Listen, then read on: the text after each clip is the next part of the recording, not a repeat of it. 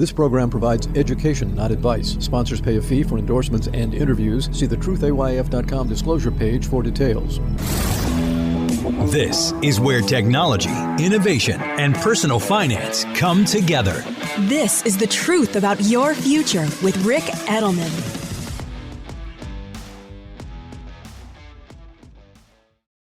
How should you think about Bitcoin? Turn to a specialist. For 6 years, Bitwise has been helping investors access crypto. Bitwise manages the world's largest crypto index fund.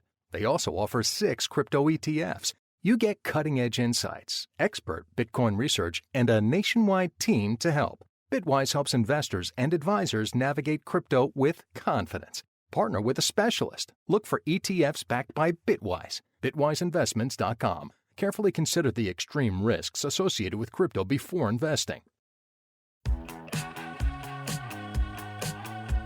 It's Monday, August 5th. I just got back from my 26-day, 5,800-mile road trip. Thank you very much. It was a wonderful time. What a blast. And what do you do upon my return? You crash the markets. I mean, come on. What's going on? I mean, as I record this for you here this Monday morning, the markets haven't quite yet opened, but we see what the Dow futures are doing. They're crashing. The Japanese stock index has hit its lowest one-day level in decades. They're hours ahead of us, in case you didn't know. I mean, what's going on? I go away at the end of June. Everything is fine. I come back at the beginning in August, and Joe Biden's no longer running for president. Harris is in. Donald Trump has named J.D. Vance.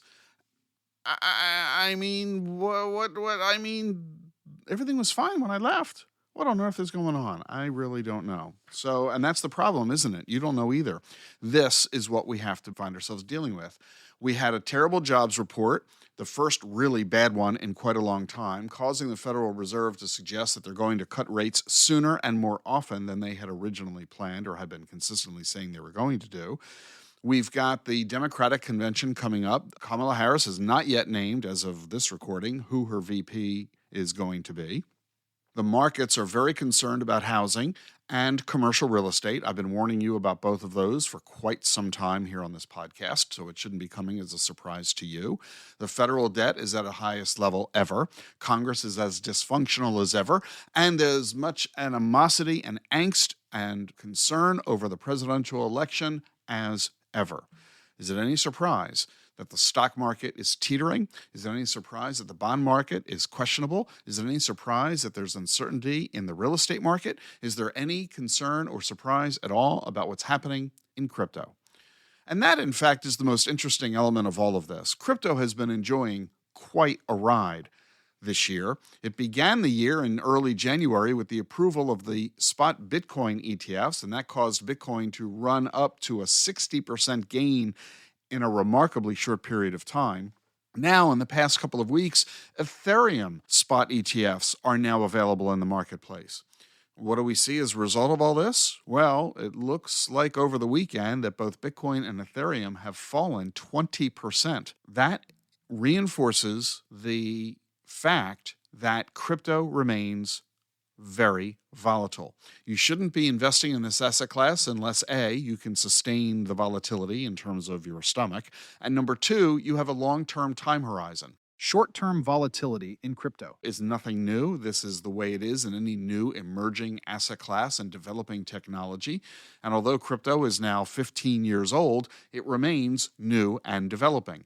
Go back and look at the first 15 years of Amazon, the first 15 years of Microsoft, the first 15 years of Google. You'll find similar volatility in those stock prices as well. Nothing new there. What you need to recognize is that this reinforces the fact it is emerging, it is developing, it is still a new and remaining, therefore, volatile asset class. So what do you do about it? We'll talk more about this in 60 seconds. Electricity, a big idea that's inspired countless new ones. From powering the light bulb to virtually powering our entire lives. 30 years ago, State Street launched the Spider S&P 500 ETF, SPY. A big idea that inspired the world to invest differently, and still does. What can you do with SPY? Before investing, consider the fund's investment objectives, risks, charges, and expenses. Visit ssga.com for a prospectus containing this and other information. Read it carefully before investing. SPY is subject to risks similar to those of stocks. All ETFs are subject to risk, including possible loss of principal. Alps Distributors, Inc. Distributor. Welcome back. The Truth About Your Future continues. So what do you do about this new asset class? Is this something you should continue to ignore? This is something you should continue to naysay, something you should continue to tell people to stay away from? Or do you take the attitude of, hey, I was excited about the Bitcoin ETFs and I began to engage with them, and now that the Ethereum ETFs are available, I have the opportunity to broaden diversification within the crypto asset class? I mean, just last week, Morgan Stanley announced that they are making available both of these ETFs, the Bitcoin ETFs and the Ethereum ETFs, available to their financial advisors for recommendation to their clients. All the other wirehouses are going to follow suit really quickly. So what should you be thinking now, while you've got a lot of good news going on about crypto, in the midst of a 20% decline in price over the weekend? Well, again, if you're a long-term investor, you never allow short-term market activity to dictate your long-term investment strategy. In fact, we can turn that upside down and say it this way. If you were thinking about investing in Bitcoin and Ethereum last week, you should be extraordinarily excited about investing this week because the prices are 20% lower. What a deal. I mean, do you really want to buy at all-time highs, or do you want to buy while the price is lower? Ergo, investing this week instead of last week. And if you are concerned that volatility may persist and the prices may go even lower, and I'm not going to dispute the fact that they may in fact do that, that is the argument for dollar cost averaging. You don't invest all at once right now. You invest a little bit today and a little bit tomorrow and a little bit the day after that. You invest some this month and some next month and some the month after that. If you're going to invest, say, $1,000, you don't invest $1,000 at a time. You divide that $1,000 by 10. You invest $100 this month and $100 next month and $100 the month after that, et cetera, et cetera, et cetera, until all $1,000 is invested. This smooths out the volatility so that you are getting the average low price throughout the period of averaging, and this helps to reduce the risk that you're taking.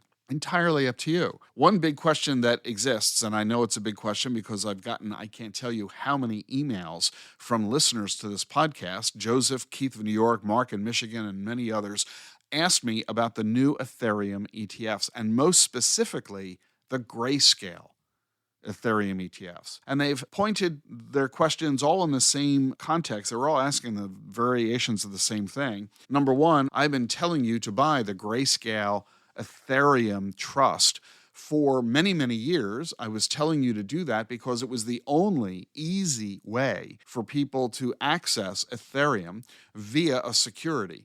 Now, the Grayscale Ethereum Trust was not an ETF, not a mutual fund. It kind of acted like a closed-end fund, although technically it wasn't one of them either. But it did allow you to buy it in an ordinary brokerage account, say at Schwab. And it was simple, easy, a little bit expensive, 2.5% per year management fee. That is quite high compared to mutual funds and ETFs, but they got away with it because, hey, they were the only game in town. And we have seen the incredible increase in price since the launch of that trust, the launch of Ethereum back in 2015. What now, though? Now we have a whole bunch of ETFs. In addition to Grayscale, we have 7 other spot Ethereum ETFs available on the market as of the last week or two. So do you keep Grayscale, or do you sell Grayscale and move it to one of the others? Well, I can only tell you what I'm doing. I'm selling my Grayscale. I've already donated a whole bunch of it to charity, and I moved it over to Schwab's Donor Advised Fund. And I'm going to be moving the bulk of the rest, if not all of the rest, to other Ethereum ETFs for one simple reason: the fee. Grayscale charges 2.5% per year to maintain that position. The new alternative ETFs, such as from Bitwise and Fidelity and BlackRock and Invesco, they charge an incredibly smaller fee than 2.5% like Grayscale. They're charging like 0.25% per year, many of them waiving their fee, in fact, for the first 6 months. So why on earth keep a fund that's 2.5% a year when you can move that money to an alternative fund that invests identically that costs, 90% less? Now, yeah, I'm going to incur taxes by making this move because you can't move the Ethereum from one fund to another. You have to sell one and buy the other. That causes on the sale a tax liability. My attitude is I'm going to pay that tax eventually anyway. I mean, the only way to avoid the tax is to die while owning it. I'm not going to be doing that. So since I'm going to pay the tax anyway, and since I'm of the view that with the incredible size of the federal debt and the continuing growth of the federal deficit, Congress is going to have no choice but to increase the capital gains tax. This will be especially true if Harris wins the election in November, and if the Democrats control Congress in November, both of which are very real possibilities, the capital gains tax is going to skyrocket. I'd rather pay a capital gains tax at 20% than one that's at 30 or 40%. So I've made the decision, Gene and I should say, have made the decision that we're going to move, we haven't done it yet, but we're working on it, we're going to move from the Grayscale Ethereum ETF over to its competitors, which are radically cheaper and much more welcoming. Now, there is a piece of fine print here. Grayscale is acutely aware of the fact that it is not competitive on a fee basis. It could have made the decision of lowering its fee to be competitive, to prevent outflows, such as the one I have suggested that we're going to do. But Grayscale has chosen not to do that. They are going to maintain their 2.5% fee. It's a smart business decision on their sake, I believe. It's not a moral issue. It's not an ethical issue. It's strictly a business decision. They've chosen to remain expensive. Why? I believe they believe that they are going to win on inertia, that a lot of the people who own shares of this trust are simply going to sit tight. They're not going to move. Lots of reasons. One, they're just too lazy. They're not thinking about it. Number two, they don't want to pay the tax that I am willing to pay that they'd incur if they sold. Number three, they do think they're going to die owning it and therefore be able to pass it on to their heirs tax-free, or any one of a number of other reasons. Grayscale thinks they're going to retain a lot of the assets. Even if they lose half the assets, they're still going to be better off with half of the assets at 2.5% than all of the assets at 0.2%. So it's a smart business decision on their sake. It just isn't in the investor's best interest to go along with them. What did Grayscale do? They did something really interesting. They've created a second ETF. This one's symbol is called ETH, ETH. Their other one is ETHE. ETH doesn't have 2.5% a year. It's only 15 basis points, 0.15%, making it among the cheapest of all of the new Ethereum ETFs. And here's what's really interesting. Grayscale took your money that was in the ETHE trust, the Grayscale Ethereum trust. They took 10% of your money and moved it over to this new ETH ETF. In other words, they took 10% of your money where they were charging you 2.5%, and they moved it over to the new ETF where they're only charging you 0.15%. In fact, they're charging nothing for 6 months of the first $2 billion in assets. They're doing this on a tax-free basis. So they did that with me too.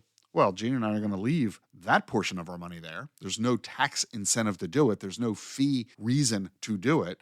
I'm just going to leave that 10% with Grayscale, but the other 90% that they weren't gracious enough to move over to this new very low-cost ETF, we're pulling that money out of Grayscale. Bottom line is, even though Bitcoin and Ethereum are now 20% lower in value, that's not altering the plan of getting rid of Grayscale. All that's doing is lowering my tax liability because the value of the asset is lower, my profit is lower, my capital gain is lower, and my capital gain tax will be lower. I'm shifting from apples to apples. I'm not changing the asset allocation. I'm not altering the investment decision. It's a wash. So there's no reason not to move forward with the strategy. I'll get around to it in the next week or so.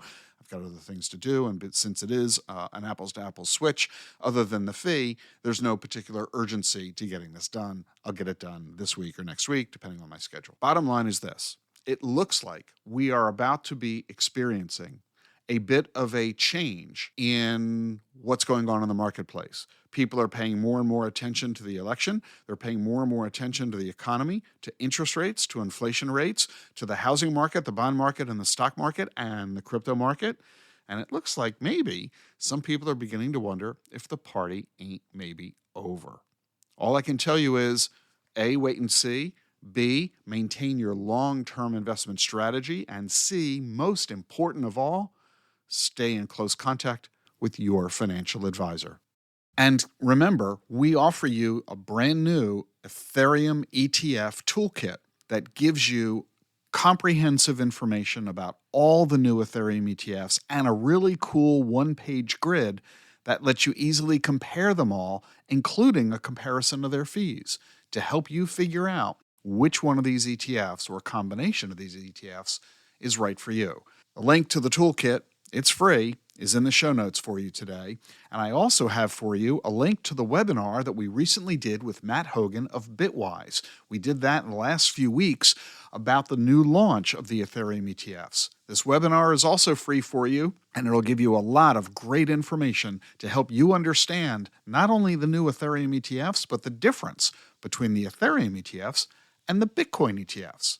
The link to that webinar is in the show notes for you as well. I'm glad you're with me here on The Truth About Your Future. If you like what you're hearing, be sure to follow and subscribe to the show wherever you get your podcasts, Apple, Spotify, YouTube. And remember, leave a review on Apple Podcasts. I read them all. Never miss an episode of The Truth About Your Future. Follow and subscribe on your favorite podcast app. I'll see you tomorrow. Increased awareness and actionable intelligence about the forces that are shaping our world. This is The Truth About Your Future with Rick Edelman.